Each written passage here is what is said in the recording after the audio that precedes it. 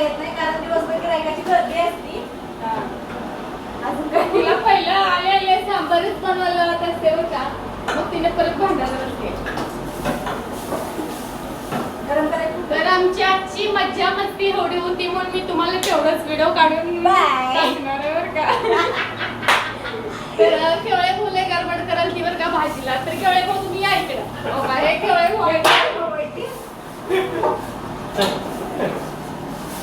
मज्जा मस्तीचा आजचा व्हिडिओ फक्त असाच टाकणार का मोकार.